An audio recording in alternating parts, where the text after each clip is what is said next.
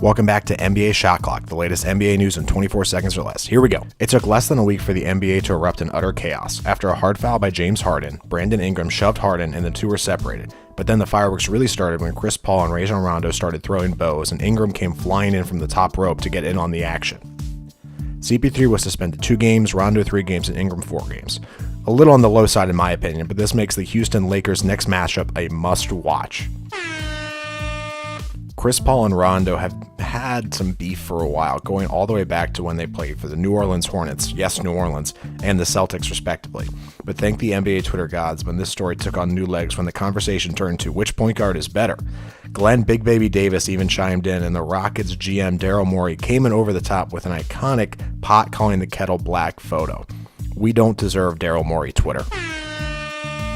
Speaking of Morey, Woj and ESPN reported this week that Houston has re-engaged Minnesota in the pursuit of a Jimmy Butler trade. Houston apparently has offered the max offer of Marquise Chris, Brandon Knight, and 4 future first-round picks. Not 1, not 2, not 3, but 4. You literally cannot trade more first-rounders even if you wanted to, and for that reason, everyone at Minnesota should be fired if they don't accept. On Tuesday, the Pistons hosted the 76ers in Detroit, and Blake Griffin decided it was time to eat. Blake decided to pass on his usual order and instead opted for the 50 burger. Blake became the first 50-point scorer of the year, and he racked up 14 rebounds and 6 assists en route to the Pistons' overtime win over the 76ers. The Pistons under new coach Dwayne Casey are one of the early surprises of the year after a 4-0 start. Not to be outdone, Steph decided to order up a 50 burger of his own just one night later, this time with 51 points, 4 rebounds, and 3 assists, en route to the Warriors' dominating 22-point win over the Washington Wizards. It was just one of those nights for Steph where he could do no wrong, and even if you fouled him, he still was going to make it. Where Blake Griffin needed overtime, Steph only needed 3 quarters before Kerr decided to delegate him to the bench. At first, Twitter let us easily find people who look like athletes. Then we had self-aware people who dressed like the athletes they resembled, and now we have come full circle with the Bleacher Report branded content of J.R. Smith and Ty Lue lookalikes for a Laker game as a promotional stunt. Even though this Ty Lue looks nothing like the real Ty Lue, it still is odd to see them clearly not the real people outside the Lakers stadium. On Monday, October 22nd, the Portland Trailblazers decided to arrive to the arena for their home game in their Halloween costumes, including Stone Cold Steve Austin and the Beast from Beauty and the Beast. The only problem with this is that this was 9 whole days before Halloween, way too early to celebrate. Even though this was the closest home game Portland had to Halloween, it's still too far away. Portland lost this game in overtime, as they should. Celebrate accordingly.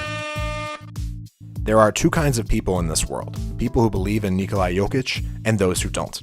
The 23-year-old center for the Nuggets is in his 3rd NBA season and is no stranger to triple-doubles, but this past week he dropped his first perfect triple-double with 35 points, 11 rebounds, and 11 assists on a perfect 11 of 11 from the field shooting. Everyone can agree Jokic's defense still leaves something to be desired, but he is a key centerpiece to the Nuggets' run. Alright folks, it's that time of the week. Let's cue up the crazy Kawhi play of the week. Here we go. Kawhi is guarding the off-ball defender, cutting to the basket, when without looking, he somehow knows the pass is coming, dives, and steals it for himself with his back to the passer. How does one even do this? I'm literally baffled as to what kind of spidey sense Kawhi has. Anyway, the Raptors won and are officially 6-0. Technology is neat. Sports are neat. Smart people are trying to connect those two in real time. The Clippers have partnered with sports analytics firm Second Spectrum to allow for new viewing experiences in the Clipper mobile app, including views with plays being diagrammed in real time, shooting percentages, and fan-friendly animations similar to what you might think of from an NBA Jam game. This makes all the sense of the world, and I wouldn't be surprised if in the future you could opt into these on your television. Kemba Walker is out here to cash checks this year, folks. Playing in a contract year with the Charlotte Hornets, Kemba is averaging 31 points, 6 assists, and 4 rebounds a game so far this early season. Undeterred by his team's 3-3 start, the 28-year-old is playing for that next contract and trying to make the case for as close to a max-level deal as he and his agent can, whether it's with the Charlotte Hornets or somebody else.